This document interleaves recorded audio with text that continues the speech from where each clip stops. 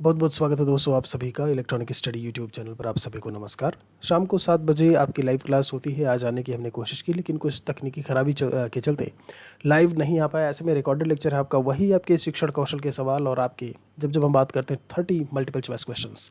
बिना किसी देरी के हम आगे चलेंगे। आप हमसे यहाँ पर स्क्रीन पर देख पा रहे होंगे। अगर आप इच्छुक हैं तो आप हमसे शिक्षक भर्ती को लेकर के चाहे बात की जाए, सीटेट, यूपी टेट, जूनियर भर्ती, यूपी ट्रिपल एस सी के पेट नोट्स, एनसीईआरटी बेस्ड आपके हार्ड कॉपी नोट्स आप हमसे प्राप्त कर सकते हैं। इस नंबर पर व्हाट्सएप करिए अधिक जानकारी के लिए 8081743734। चलते हैं शिक्षण कौशल यानी टीचिंग स्किल्स के आपके क्वेश्चंस को लेकर के कि आज किन प्रकार के सवाल जो है वो हमें अपने इस सेशन में देखने को मिलेंगे। तो सबसे पहला सवाल आपसे क्या पूछा है, ये कहते हैं कि सर्व शिक्षा अभियान, बहुत ही बढ़िया सा सवाल है। SSA की जब हम बात करते हैं, सर्व शिक्षा अभियान, इसकी शुरुआत आखिर कब हुई थी? 2000 में, 2002 में, 2001 में या फिर 2005 में? बिल्कुल करेक्ट है। यहाँ पर जो आपका करेक्ट आंसर आएगा वो पहला देखने को मिलेगा। वर्ष 2000 में सर्व शिक्षा अभियान की शुरुआत हुई थी। कभी कभी आप 2001 भी लिख देते हो। तो यहाँ पर मैंने थोड़ा सा डिटेल में इन्हीं चीज़ों को बताने के लिए यहाँ पर आपके लिए इस स्लाइड को रखा है। आप देख पा रहे होंगे शुरुआत 2001 में हो गई थी। और विधिवत शुरुआत की बात की जाए तो अटल बिहारी वाजपेयी जी द्वारा जो है एक निश्चित समयावधि के तरीके से प्राथमिक शिक्षा के सार्वभौमिकरण यानी कि यूनिवर्सलाइजेशन के लिए भारत के 86वें संविधान संशोधन में संशोधन किया गया 2002 में, ठीक है। और उसके बाद इन चीज़ों को शामिल किया गया। एक सेकंड क्वेश्चन पर चलते हैं और दूसरे सवाल में इन्होंने पूछा है उत्तर प्रदेश बेसिक शिक्षा अधिनियम। जब उत्तर प्रदेश बेसिक शिक्षा अधिनियम की बात करते हैं, ये कहते हैं कि आपका ये लागू कब हुआ था। तो जब हम उत्तर प्रदेश बेसिक शिक्षा अधिनियम की बात करते हैं तो आपका वो लागू हुआ था 25 जुलाई 1972 को। यहाँ से भी करेक्ट आंसर आपको पहला देखने को मिलेगा। एक थर्ड क्वेश्चन पर चलते हैं। राष्ट्रीय साक्षरता मिशन की शुरुआत कब की गई थी? राष्ट्रीय साक्षरता मिशन की शुरुआत कब की गई थी? 61, 88 है यहाँ पर, 2002 या 2001 करके लिखा हुआ है। तो जब हम राष्ट्रीय साक्षरता मिशन की बात करते हैं, नेशनल लिटरेसी मिशन, तो 5 मई 1988। कब? 5 मई 1988 को इसकी शुरुआत की गई थी। करेक्ट आंसर आपका यहाँ से भी हो जाएगा। फोर्थ क्वेश्चन में क्या कहते हैं आपसे, यूजीसी यूनिवर्सिटी ग्रांट कमीशन की जब हम बात करते हैं, इसकी स्थापना किस साल हुई थी? 48 से आपका 56 दिया है, 86 दिया है, 82 दिया है। तो जब हम यूनिवर्सिटी ग्रांट कमीशन की बात करते हैं, एक संविधान से इतर, संविधान से अलग संस्था है या संविधानेतर संस्था के नाम से इसे हम जानते हैं। और इसकी जो स्थापना हुई थी वो 1956 में हुई थी। करेक्ट आंसर आपका सी हो जाएगा। 5 नंबर क्वेश्चन में पूछा है पहुंच साधन। एक्सेस मीन्स का मतलब क्या है? उद्देश्यों का कथन आपका बोला है इन्होंने। संक्षिप्त और स्पष्ट निर्देश होने चाहिए। पाठों का विभागीय उपभागों में जो है, विभागों में उपभागों में बंटवारा हो, विभाजन हो। बिल्कुल सही है कि सारी की सारी बातें जो है वो एक्सेस मीन्स में शामिल होंगी। शिक्षण कौशल के 10 मार्क्स के क्वेश्चन शिक्षक भर्ती में आपके पूछे जाते हैं। तो पूरी तरीके से तैयारी आप अपनी जारी रखिए। जब भर्ती आए तब ऐसा लगे कि हाँ ठीक है, आप हैं तैयार, कर दो अब वार है। चलिए, तो एक 6 नंबर में आपसे इन्होंने क्या पूछा है, ये कहते हैं कि स्व अनुदेशी, इसको हम लोग सेल्फ इंस्ट्रक्शनल इंग्लिश में कह देते हैं, सामग्री में छात्र छात्रा अधिगम परिवर्तन संपादित करते हैं। यह करता है तो किस प्रकार से करते हैं? तो भाई जब स्व अनुदेशी लिखा है, सेल्फ इंस्ट्रक्शनल लिखा है, तो स्वयं से ही करेगा। फिर करेक्ट आंसर आपका बी हो जाएगा, बाई हिमसेल्फ और हर सेल्फ, ठीक है। 7 नंबर, मीरांबिका के उद्देश्य क्या है?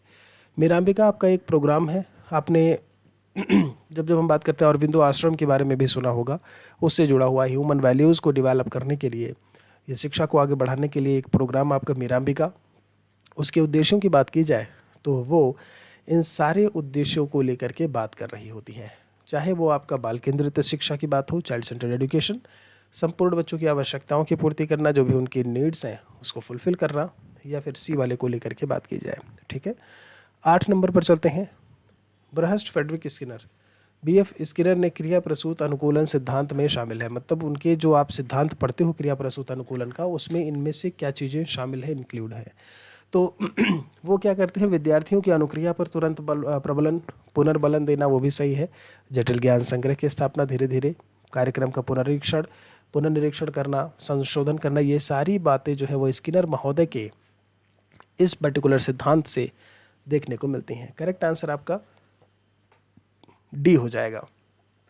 9 नंबर सवाल पर चलते हैं। शैक्षिक प्रौद्योगिकी मतलब एजुकेशनल टेक्नोलॉजी, इनमें से हम किस यंत्र सामग्री का यूज़ कर रहे होते हैं। अगर हमको ऐसे में टेक्निकल तरीके से शिक्षा ग्रहण करनी है तो इनमें से हम किसका यूज़ करेंगे। तो यहाँ पर टेप रिकॉर्डर है, कंप्यूटर है, माइक्रोफिल्स करके लिखा है, या फिर इनमें से सभी बोला है। तो बिल्कुल सही है कि आपका करेक्ट आंसर जो है वो टेप रिकॉर्डर, माइक्रो फिल्स हो गए आपके। चाहे आप कंप्यूटर को लेकर के बात करो, स्लाइड्स हैं, ये फिल्स नहीं है, माइक्रो फिल्म्स कह कर लिखा है, माइक्रो फिल्म्स, ठीक है। तो करेक्ट आंसर आपका जो है वो डी हो जाएगा। 10 नंबर सवाल की बात कर लेते हैं। कहते हैं शैक्षिक प्रौद्योगिकी के प्रमुख अनुप्रयोग कौन कौन से हैं। आरेखन, अनुरूपण, ये भी होता है, भंडारण भी होता है, पुनः प्राप्ति भी होती है, जनसाधारण शिक्षा भी है। तो इसमें जब जब हम शैक्षिक प्रौद्योगिकी के आपके अनुप्रयोग या एप्लीकेशंस को लेकर के बात करेंगे तो हमें सभी देखने को मिलेंगे। चलिए आगे चलते हैं। यहाँ पर एक 11 नंबर क्वेश्चन में आपसे क्या कहते हैं, ये अनुदेशन और अधिगम के मध्य कारण परिणाम संबंध स्थापित करने में अनुदेशन अध्यापन का श्रेय किसको जाता है। मतलब मैं आपको क्या कर रहा हूँ, इंस्ट्रक्शन दे रहा हूँ और आप उसी के हिसाब से पढ़ रहे हो। मैं आपको अधिगम करा रहा हूँ और आप अधिगम कर रहे हो, तो मेरी बात हो रही है, यानी कि एक शिक्षक की बात हो रही है। सिंपल सा है आपका क्वेश्चन। 12 नंबर में बीएस ब्लूम महोदय की जब जब हम बात करते हैं, बीएस ब्लूम, ब्लूम्स टैक्सोनॉमी आप सभी लोगों ने पढ़ा होगा। ब्लूम्स टैक्सोनॉमी जानते हो ना। तो ब्लूम्स टैक्सोनॉमी का संबंध जो है वो किससे है, संज्ञानात्मक, संवेगात्मक, शिक्षण उद्देश्यों की वर्गीकी। तो बिल्कुल सही है, वर्गीकी यानी क्लासिफिकेशन ऑफ टीचिंग ऑब्जेक्टिव्स, यही आपको देखने को मिलेगा। आपने पढ़ा होगा कि 3 तरीके, संज्ञानात्मक आपका, विकासात्मक आपका, भावात्मक, ये चीज़ें जो है वो बताई गई किसके द्वारा, यही बीएस ब्लूम महोदय के द्वारा। करेक्ट आंसर सी हो जाएगा। 13 नंबर की बात कर लेते हैं। यहाँ पर ये कहते हैं अध्यापन अधिगम साधनों के वर्गीकरण है। चाक्षुष मतलब विजुअल होते हैं, ऑडियो विजुअल होते हैं, प्रिंटेड कॉपीड होते हैं। तो बिल्कुल सही है, अध्यापन अधिगम में मतलब इनमें से सारी चीज़ें हम यूज़ कर रहे होते हैं पठन पाठन के लिए। करेक्ट आंसर डी हो जाएगा। 14 में है चॉकबोर्ड ड्राइंग के लिए इनमें से प्रमुख कार्यों में शामिल है। मतलब उसमें कौन कौन से कार्य आपके शामिल होते हैं। तो चाक्षुष दृश्य सामग्री का लेखन करके बोला है जब हम चॉकबोर्ड की बात करते हैं। इन्होंने फिर इसमें यह भी कहा है आपका कि आरेख अनुरूपण है, चित्र निर्माण है, क्रियात्मक दृश्य है, सारी चीज़ें आपकी चॉकबोर्ड ड्राइंग में आएंगी। करेक्ट आंसर डी हो जाएगा। 27 टारगेट है आज सही करने का, ठीक है। बाद में ज़रूर बताइएगा कमेंट में जाकर के कि कितने सही करते हो। 15 में है अप्रक्षेपित द्विआयामी, ये 2 डायमेंशनल चॉकसिसों के प्रकार हैं। अप्रक्षेपित जिन्हें प्रक्षेपित ना किया जा सके। तो सपाट चित्र जिन्हें हम लोग एक फ्लैट पिक्चर बोलते हैं, पोस्ट चार्ट और मानचित्र। क्यों भाई, ये सारे के सारे जो है ये सारे के सारे हमें 2D ऑब्जेक्ट्स में देखने को मिलेंगे। करेक्ट आंसर आपका यहाँ से भी डी हो जाएगा। 16 की बात कर लेते हैं। कहते हैं कि उत्तम चाक्षुष साधनों के प्रमुख लक्षण कौन से हैं। किसी संबंध को दर्शाना, कार्यविधि के किसी चरण को पेश करना, किसी अमूर्त विचार को स्पष्ट करना, या फिर इनमें से सभी। तो कोई दिक्कत नहीं होनी चाहिए कि अगर हम किसी उत्तम विजुअल या एक गुड विजुअल ऐड की बात कर रहे हैं तो उसमें ये सारी की सारी बातें जो है वो हमें देखने को मिलेंगी। 17 नंबर की बात कर लेते हैं। श्रवण माध्यम का सबसे प्राचीन रूप क्या है। मतलब लिसनिंग मीडियम की अगर मैं बात करूँ, दी oldest form of listening medium, जिसे हम सुन करके कुछ चीज़ ग्रहण कर रहे हूँ। तो वेद को लेकर के बात करो या पुराणों को लेकर के बात करो, भले ही प्राचीन थे लेकिन ये सुन करके नहीं, इन्हें हम क्या करते थे, पढ़ते थे। फिर तो एक मानववाणी ही है जो हमें ओल्डेस्ट में देखने को मिलेगा। बाकी ऑडियो कैसेट रिसेंट में चला जाएगा है, आजकल के ज़माने के उसमें। अब तो ये भी ज़माना गायब हो गया है। 17 की बात कर लेते हैं। पहला रेडियो स्टेशन पूछा है भारत में जो है वो कहाँ पर स्थापित हुआ था। फर्स्ट रेडियो स्टेशन की आपसे बात की है, तो ये जो समय है आपका, ये स्थापित हुआ था जुलाई 1927 में। कब, जुलाई 1927 में, और बम्बई में स्थापित हुआ था। करेक्ट आंसर ए होगा। इसी में लेकर के अगर हम बात करें तो 9 सालों बाद 1936 में जो है दिल्ली में स्थापना देखने को मिली थी। किसकी, आपके रेडियो स्टेशन की। तो पहला आपका जो है वो मुंबई देखने को मिलेगा, ए आंसर। 19 में क्या कहते हैं, होलोग्राम। व्हाट इज़ या होलोग्राम्स आर, क्या होते हैं भाई, होलोग्राम क्या होते हैं। आपने देखा होगा जब आप कोई बुक को परचेज़ करते हो, जब आप किसी बुक को परचेज़ करते हो तो ऐसे में आप देखेंगे तो उस पर एक चमकता हुआ सा स्टिकर लगा रहता है बुक के ऊपर, यानी असली पहचान, होलोग्राम की पहचान, असली पहचान, चमकता हुआ, वो आपके त्रिआयामी बिंब होते हैं, 3 डायमेंशनल। आप देखोगे तो ऐसे सब तरफ से उसमें लगेगा गड्ढा है और दिख रहा है, ठीक है, बिल्कुल। ये QR कोड नहीं है, ये चीज़ याद रखिएगा, होलोग्राम है आपका। कहते हैं अचल माध्यम में शामिल है, जो आपके दृश्य प्रक्षेपित है, स्लाइड होते हैं, फिल्म स्ट्रिप, माइक्रो फिल्म्स होते हैं, या फिर इनमें से सभी। दृश्य प्रक्षेपित की जब जब हम बात करते हैं, आपसे विजुअल प्रोजेक्टेड की बात की है, तो स्लाइड्स में भी आप देख रहे होते हो, इसमें भी और इसमें भी।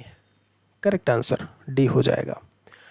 यहाँ पर शिक्षक भर्ती के हार्ड कॉपी नोट्स की बात की जाए, या आपके जो है जूनियर प्राइमरी एडेड जो भी हैं, UP TET, C TET, UP triple S C, PET, सभी के नोट्स जो है वो किफ़ायती दामों पर उपलब्ध हैं। आप हमसे संपर्क कर सकते हैं, कॉन्टैक्ट नंबर यहाँ पर बताया गया है, ठीक है। व्हाट्सएप करेंगे तो आपको इन्फॉर्मेशन पूरी दे दी जाएगी। यहाँ पर बात कर लेते हैं 21 नंबर क्वेश्चन के को लेकर के। फिल्म स्ट्रिप की क्रियाविधि प्रदर्शन में सम्मिलित है या शामिल है। फिल्म स्ट्रिप की कार्यविधि कैसे होती है? तो फिल्म स्ट्रिप में ये जितनी भी चीज़ें आपकी लिखी हैं कि 35 mm चौड़ी फिल्म का एक लंबा टुकड़ा होता है, क्रमानुसार प्रक्षेपण के लिए अचल चित्रों की श्रृंखला होती है, ये सारी बातें जो है वह इसमें हमें देखने को मिलेंगी। करेक्ट आंसर हमारा जो है वो डी आएगा। 22 में क्या बोला है आपसे, किस यंत्र की सहायता से अचल दृश्य सामग्री का प्रक्षेपण पर्दे पर करते हैं हम? किसकी सहायता से करते हैं? तो आपने एक नाम सुना होगा OHP का, जिसे हम लोग ओवरहेड प्रोजेक्टर बोलते हैं। देखिए सिरों पर ही प्रक्षेपण करके बोल देते हैं, यही आपका आंसर हो जाएगा। इसी प्रोजेक्टर के माध्यम से हम पर्दे पर फोकस करते हैं और उसके बाद चीज़ों को पढ़ा रहे होते हैं, स्टडी कर रहे होते हैं, दिखा रहे होते हैं। एक और सवाल है, शैक्षणिक टीवी के प्रमुख उपयोग। शैक्षणिक टीवी के यानी कि what are the major uses of educational TV? कौशल विकास, भावनात्मक बुद्धि, ये बुद्धि आपका उपयुक्त सभी, बौद्धिक बुद्धि।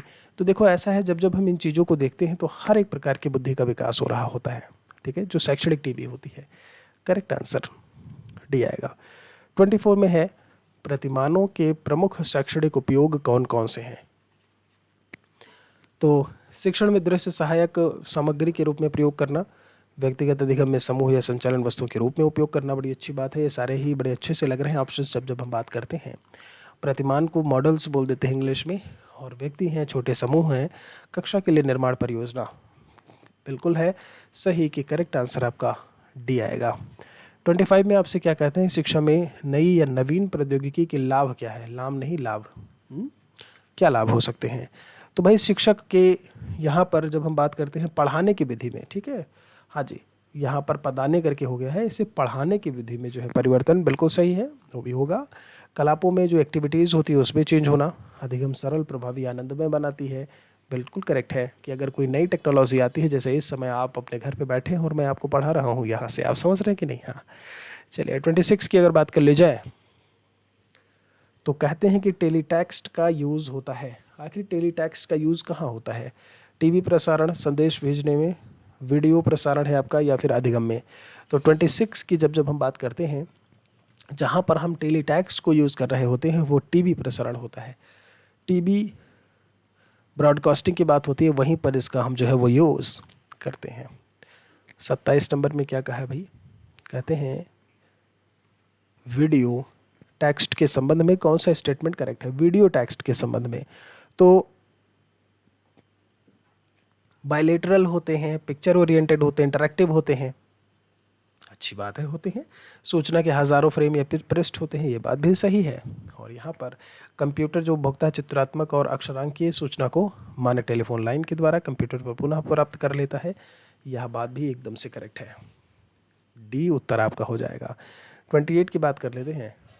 इन्होंने आपसे पूछा कि वीडियो डिस्क के प्रमुख लाभ कौन से हैं? वीडियो डिस्क की बात करते हैं तो डिजिटल वीडियो डिस्क भी है, ऐसे में बोल देते हो आप, वीडियो डिस्क है आपका। धीमी गति, उल्टे क्रम में निर्दर्शन, या बात कर लेते हो निदर्शन करके, ये भी ठीक है, ये भी ठीक है, बिल्कुल सही है कि विशिष्ट अवधि के लिए सूचना को पढ़ सकना, उसके बाद है किसी संख्या द्वारा प्रत्येक फ्रेम की पहचान, ठीक है, तो करेक्ट आंसर आपका डी हो जाएगा।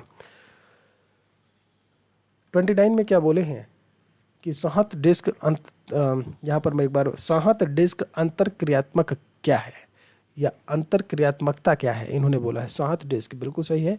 इसको हम लोग कॉम्पैक्ट डिस्क बोल देते हैं, है नहीं? कॉम्पैक्ट डिस्क आपने पढ़ा होगा, हिंदी लिख दिया तो एकदम से कठिन सा हो गया।